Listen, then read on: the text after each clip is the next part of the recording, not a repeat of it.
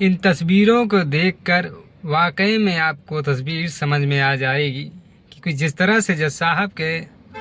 ऊपर भ्रष्टाचार के आरोप लगा और मेरी तरफ से भी क्वेश्चन मार्क है,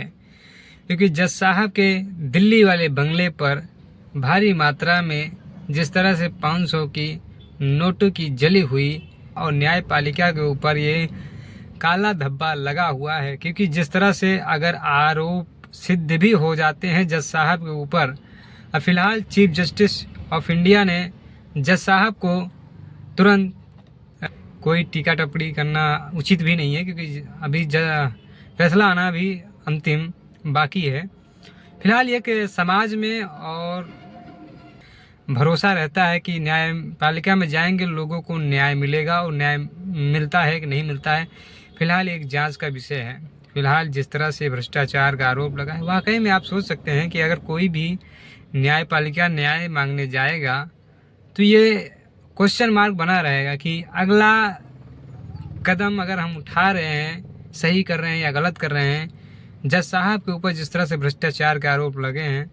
वाकई में जज साहब को रिजाइन दे देना चाहिए अपनी कुर्सी को, क्योंकि न्याय की कुर्सी पर बैठने वाला व्यक्ति एक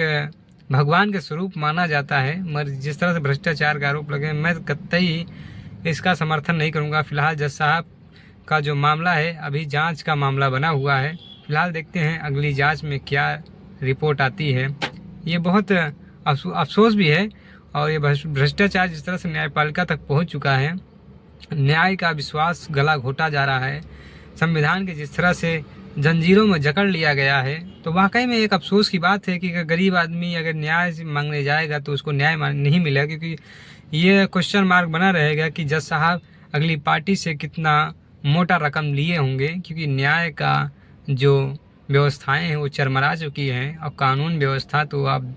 राम भरोसे ही चल रहा है। फिलहाल जज साहब जिस तरह से भ्रष्टाचार के घेरे में आए हुए हैं, ये एक जांच का विषय जरूर बना हुआ।